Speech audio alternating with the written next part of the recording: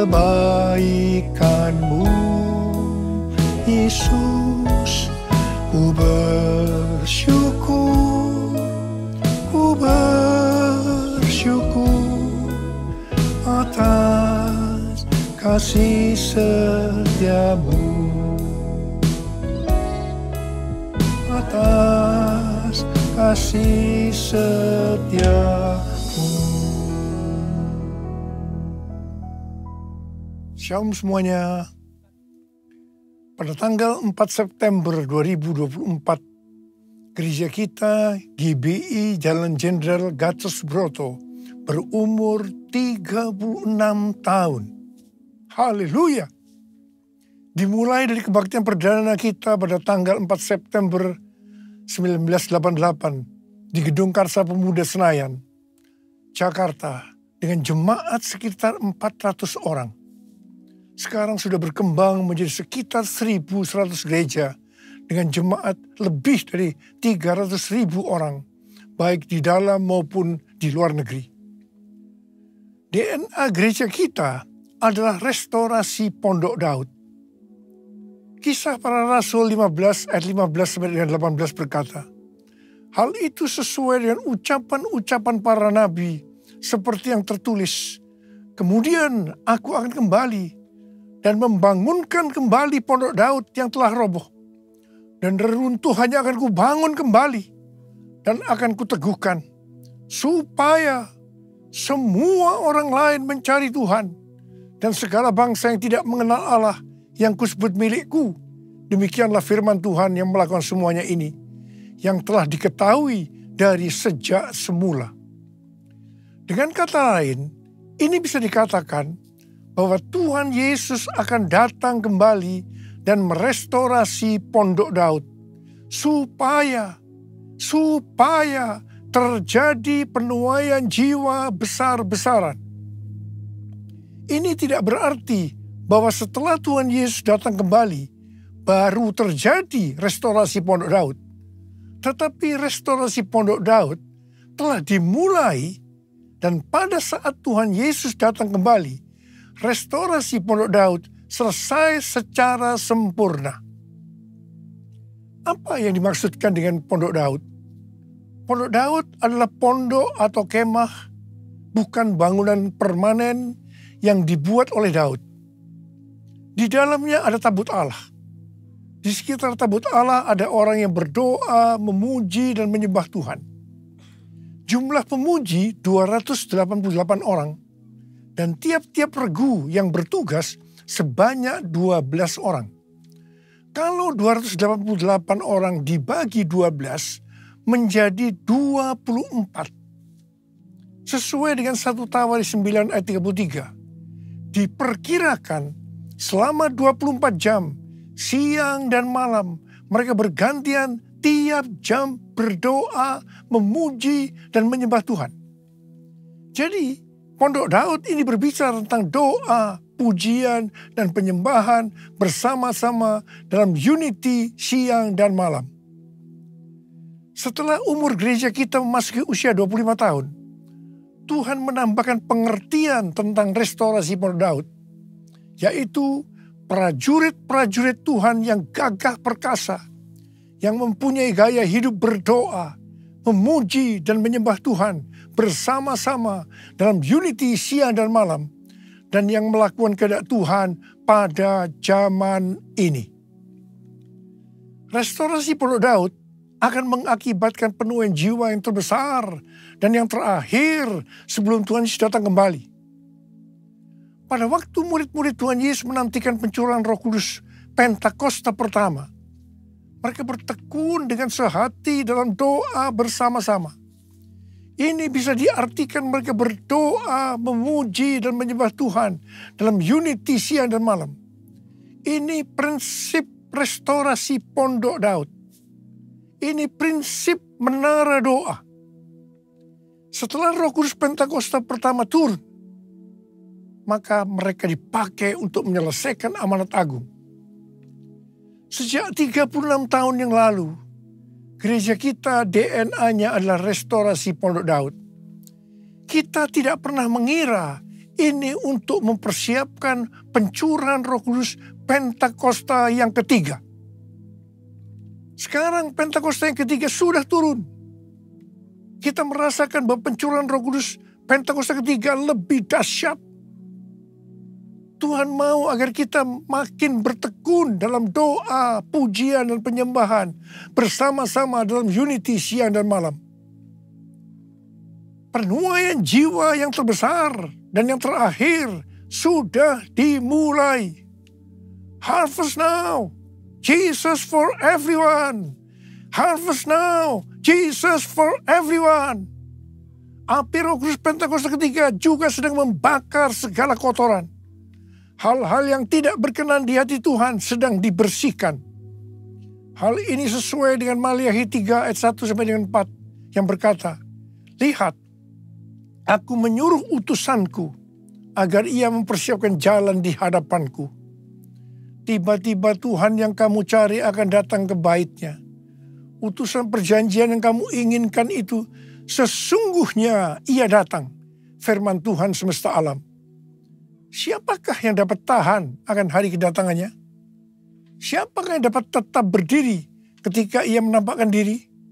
Sebab ia seperti api pemurni logam dan seperti sabun penatu. Ia akan duduk seperti orang yang memurnikan dan menahirkan perak. Ia menahirkan orang Lewi, menyucikan mereka seperti emas dan perak, supaya mereka menjadi orang-orang yang mempersembahkan kurban kepada Tuhan dalam kebenaran. Maka persembahan Yehuda dan Yerusalem akan menyenangkan hati Tuhan, seperti pada hari-hari dahulu kala dan seperti tahun-tahun purbakala. Pembersihan itu akan membuat kita menjadi orang-orang yang mempersembahkan kurban kepada Tuhan dalam kebenaran. Persembahan kita akan menyenangkan hati Tuhan. Hidup kita harus kudus. Api Tuhan sedang turun untuk membuat hidup kita jadi kudus. Jadikan aku, Tuhan,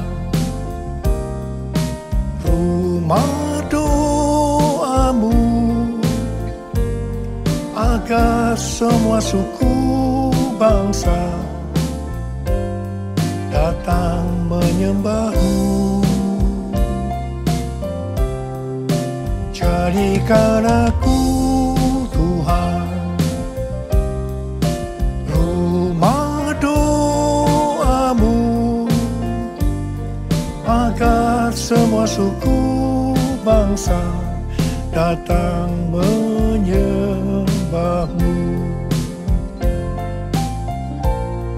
Agar semua suku bangsa datang menyembahmu.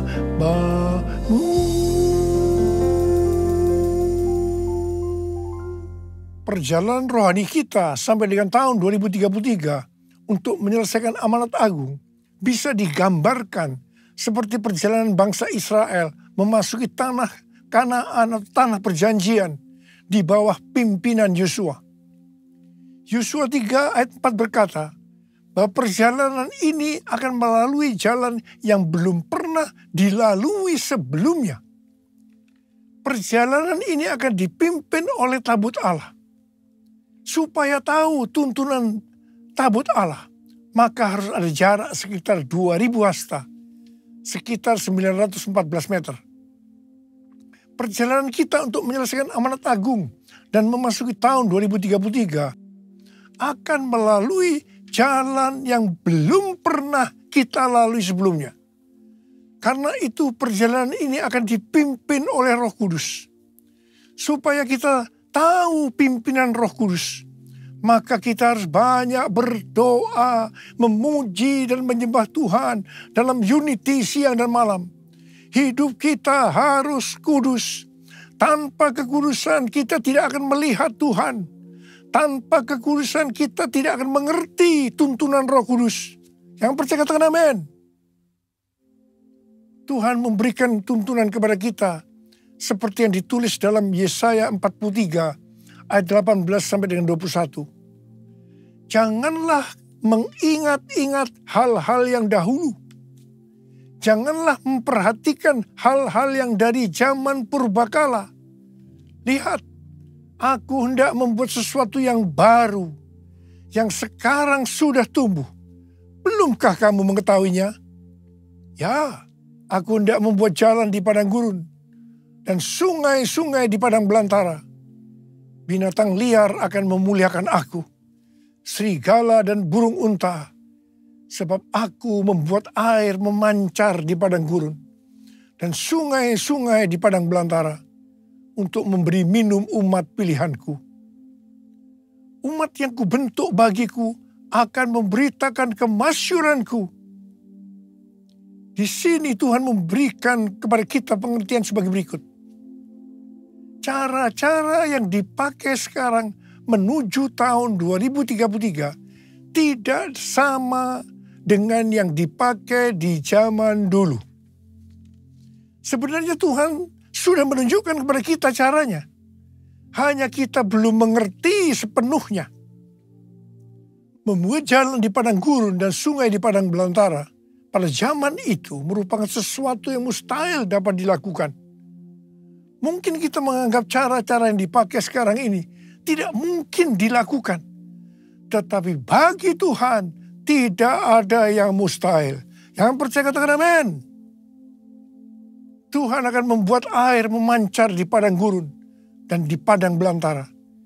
Jadi di tengah-tengah kegelapan yang menutupi bumi dan kekelaman menutupi bangsa-bangsa, justru Tuhan akan mencurahkan Roh Kudus-Nya yang akan memenuhi umat pilihannya. Ini akan membuat semua bersuka cita dan umat Tuhan akan memberitakan kemasyuran Tuhan. Umat pilihannya akan menyelesaikan amanat agung. Haleluya! Untuk menyelesaikan amanat agung sampai dengan tahun 2033, kita harus memfokuskan diri kepada 3 hal. Yaitu, yang pertama, tahun 2033. Yang kedua, harvest now. Yang ketiga, Jesus for everyone. Jesus for everyone. Jesus for everyone. Jesus for everyone. Jesus for everyone. Jesus for everyone. Jesus for everyone. Jesus for everyone. Jesus for everyone. Haleluya. Tanggal 3 sampai dengan 5 Juli 2024 di SICC diadakan konferensi Everyone Asia, Reaching Every Person on Earth.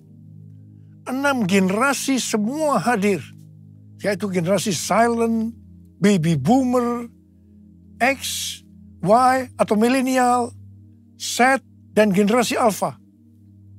Saya waktu itu bertanya-tanya kepada Tuhan, Tuhan, bagaimana cara untuk membuat mereka semua dapat mengerti pesan-pesan Tuhan? Karena umur mereka dari di bawah 15 tahun sampai dengan di atas 80 tahun. Saya bertanya-tanya kepada Tuhan berulang-ulang. Dan akhirnya Tuhan berkata kepada saya, itu bukan urusanmu, tetapi bagianmu melakukan yang aku suruh kepadamu. Saya jawab, ya Tuhan. Tetapi saya terus berpikir, bagaimana supaya menyatukan mereka? Terakhir, baru saya diberikan pengertian bahwa yang menyatukan mereka adalah doa, pujian, dan penyembahan bersama-sama dalam unity siang dan malam. Haleluya! Sesuai dengan yang tertulis dalam Yesaya 60 ayat 1 sampai dengan 7.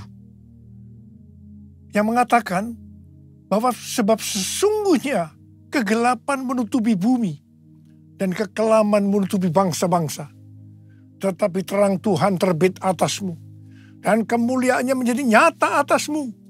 Sebab itu bangkitlah, menjadi teranglah, sebab terangmu datang dan kemuliaan Tuhan terbit atasmu. Kalau kita bangkit dan menjadi terang, maka bangsa-bangsa dan raja-raja datang kepada terang yang terbit atas kita. Artinya akan terjadi penuaian jiwa secara global. harap diperhatikan bahwa kalau kita dipakai oleh Tuhan untuk memenangkan jiwa bagi Tuhan, itu bukan karena kita hebat, tetapi karena pengurapan Tuhan yang turun ke atas kita. Demikian pula kalau kita diberkati berlimpah-limpah, itu bukan karena prestasi kita, bukan karena kehebatan kita, tetapi semua karena kemurahan Tuhan. Hal yang kedua, kalau kita mau bangkit dan menjadi terang, kita akan tercengang dan akan berbesar hati. Sebab kelimpahan dari seberang laut akan beralih kepada kita. Dan kekayaan bangsa-bangsa akan berpindah kepada kita. Yang percaya katakan amin. Harap diperhatikan. Kalau kita diberkati oleh Tuhan dalam hal materi, itu bukan hanya untuk kepentingan pribadi kita, tetapi yang lebih penting adalah untuk dipakai menyelesaikan amanat agung. Ini sesuai dengan Yesaya 60 ayat 7 yang berkata, segala kambing domba Kedar akan berhimpun kepadamu. Domba-domba jantan Nebayot akan tersedia untuk ibadahmu. Semuanya akan dipersembahkan di atas mezbahku sebagai korban yang berkenan kepadaku. Dan aku akan menyemarakkan rumah kemuliaanku. Bangkitlah, terangmu sudah datang. Bangkitlah, terangmu sudah datang. Kemuliaan Tuhan telah terbit. Kemuliaan Tuhan telah datang. Kemuliaan Tuhan telah terbit atasmu, atasmu, atasku. Bangkit dan jadi teranglah, artinya kita harus berbuah. Tuhan Yesus berkata dalam Yohanes 15 ayat 1-2, akulah pokok anggur yang benar, dan Bapakulah tukang kebunnya. Setiap carang padaku yang tidak berbuah, dipotongnya. Dan setiap carang yang berbuah, dibersihkannya, supaya ia lebih banyak berbuah. Carang yang tidak berbuah dipotong. Jatuh ke tanah, menjadi kering, kemudian dikumpulkan orang, dan dicampakkan ke dalam api, lalu dibakar. Jadi, kalau kita tidak berbuah, akibatnya akan dimasukkan ke dalam api neraka. Jangan sampai tidak berbuah. Waktu Tuhan Yesus memberikan perumpamaan tentang penabur benih, dikatakan ada benih yang jatuh di semak duri. Semak duri ini akan semakin besar dan menghimpit tanaman itu sehingga tidak berbuah. Ini menggambarkan orang yang mendengarkan firman, lalu kekhawatiran dunia, tipu daya, kekayaan, dan kenikmatan hidup menghimpit firman sehingga tidak berbuah. Tuhan Yesus dengan tegas memberitahu kepada kita bahwa faktor utama yang menyebabkan orang percaya tidak berbuah adalah kekhawatiran dunia, tipu daya, kekayaan, dan kenikmatan hidup.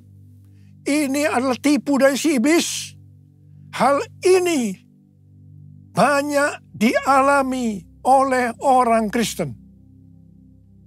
1 Timotius 6 ayat 6-10 berkata, memang kesalehan itu kalau disertai rasa cukup memberi keuntungan besar.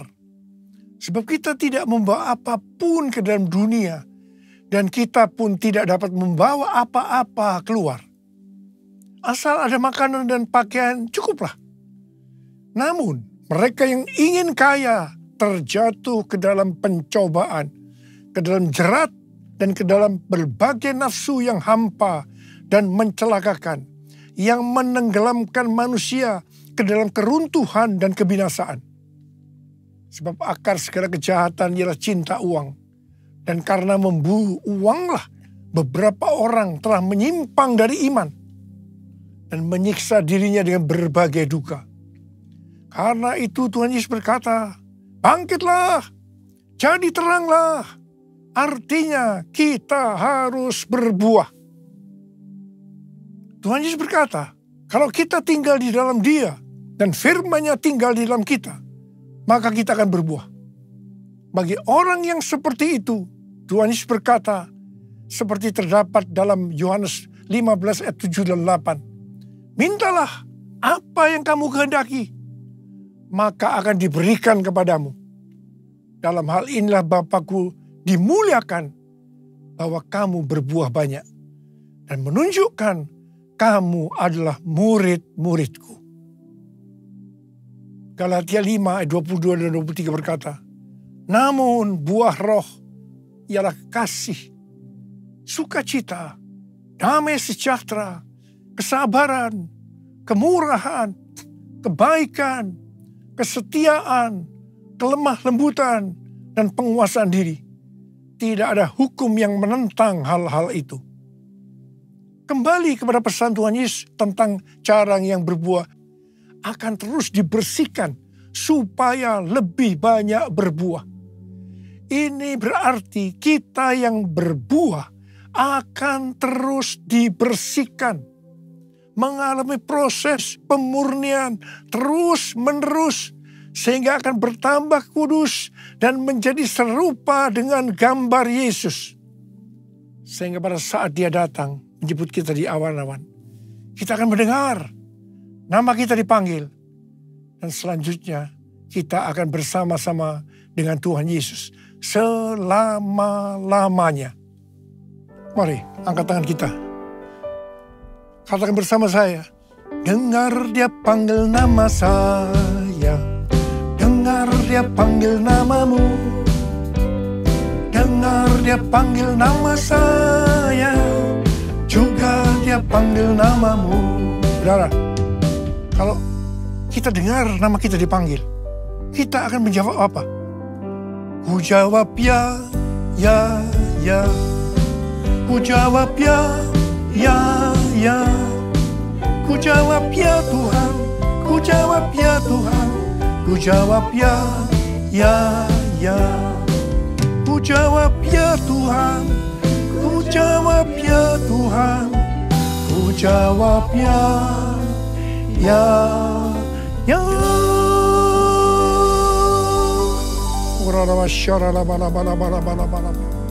Mari kita berbahasa roh saat ini. Oh ya, berdoa Tuhan, berdoa buat anak-anak-Mu, curahkan pengurapan-Mu saat ini. Berikan kami kuasa, untuk menyelesaikan amanat agung. Berikan kami kuasa untuk menyelesaikan amanat agung. Terima pengurapan Tuhan. Terima. Jesus for everyone. Jesus for everyone. Jesus for everyone. Jesus for everyone. Jesus for everyone. Jesus for everyone. Jesus for everyone. Jesus for everyone. Jesus for everyone. Jesus for everyone. Jesus for everyone. Haleluya.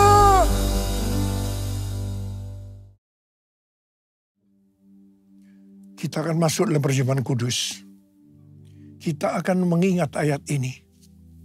Sebab setiap kali kamu makan roti ini dan minum cawan ini, kamu memberitakan kematian Tuhan sampai Ia datang. Perjamuan kudus adalah perjamuan Tuhan Yesus sendiri. Setiap kali kita masuk dalam perjamuan kudus, Tuhan Yesus selalu berkata, biarlah ini menjadi peringatan akan aku. Karena itu mari arahkan hati kita kepada kebaikan Tuhan. Supaya kita lebih mengasihi Tuhan Yesus. Supaya kita lebih mengasihi satu dengan yang lain. Mari tundukkan kepala. Bapa, siapakah kami sebelum kami mengenal Engkau? Kami semua orang berdosa. Upah dosa adalah maut, mati. Tapi Engkau yang tidak berdosa telah dijadikan dosa oleh karena kami. Engkau harus turun dari sorga mulia, mati, ganti kami dengan penderitaan yang luar biasa. Sungguh Tuhan, kalau kami ingat betapa baiknya Engkau ya Aba. Engkau jadikan kami sebagai anak-anak-Mu.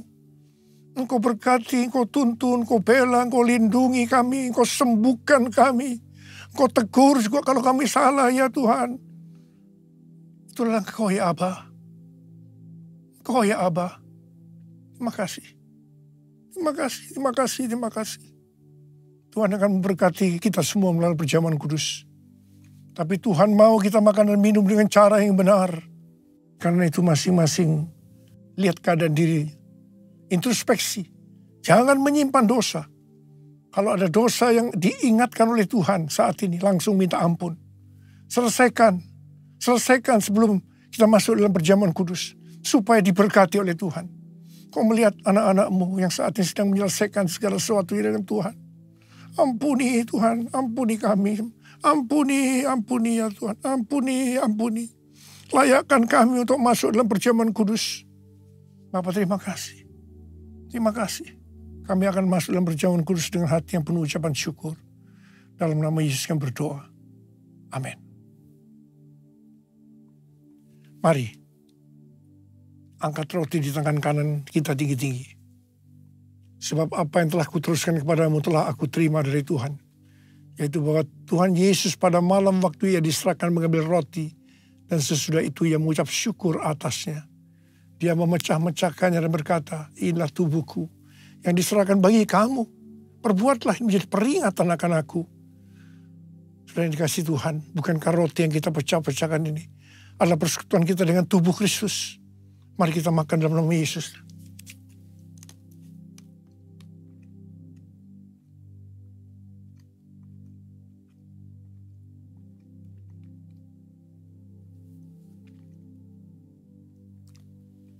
Angkat cawan di tangan kanan kita tinggi-tinggi.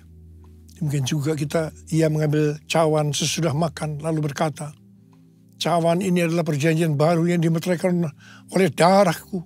Perbuatlah ini. Setiap kali kamu meminumnya menjadi peringatan akan aku. Sudah dikasih Tuhan. Bukankah cawan pengucapan syukur. Yang atasnya kita ucapkan syukur. Adalah persekutuan kita dengan darah Yesus. Mari kita minum dalam nama Yesus.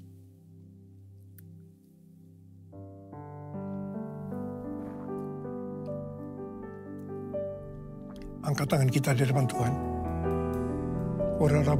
Ucapkan syukur dengan suara. Jangan diam. Keluarkan suara. Ya Tuhan, terima kasih. Terima kasih ya Tuhan. Terima kasih ya Tuhan. Terima kasih Tuhan. Terima kasih. Oh,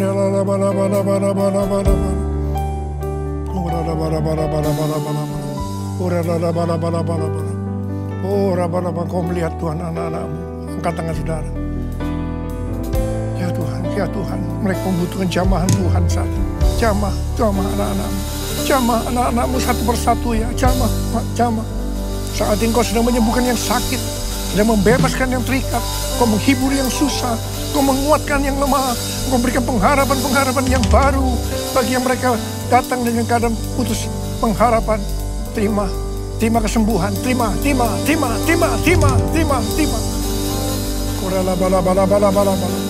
Oh, terima kasih. Tuhan, terima kasih. Tuhan, terima kasih. Terima kasih, Yesusku. Terima kasih, Yesusku. Puji syukur hanya bagi Tuhanku. Terima kasih, Yesusku. Terima kasih Yesusku, puji syukur hanya bagi Tuhanku. Terima kasih Yesusku, terima kasih Yesusku, puji syukur hanya bagi Tuhanku.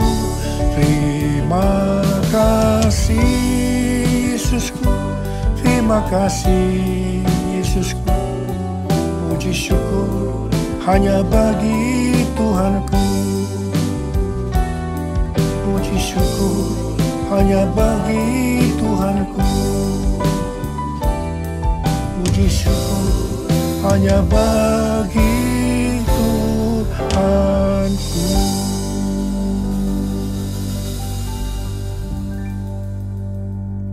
Sekarang terimalah berkat Tuhan. Kasih karunia berlimpah-limpah daripada Allah Bapa dalam Anak yang tunggal Yesus Kristus. Persekutuan yang manis dengan Roh Kudus menyertai kita semua mulai hari ini. Sampai Tuhan Yesus datang menjemput kita di awan-awan dan bahkan sampai selama-lamanya. Yang percaya bersama-sama katakan Amin. Engkau yang termulia di bumi di surga, termasuk perkasa selamanya. Terima kasih Tuhan, Engkau yang berkuasa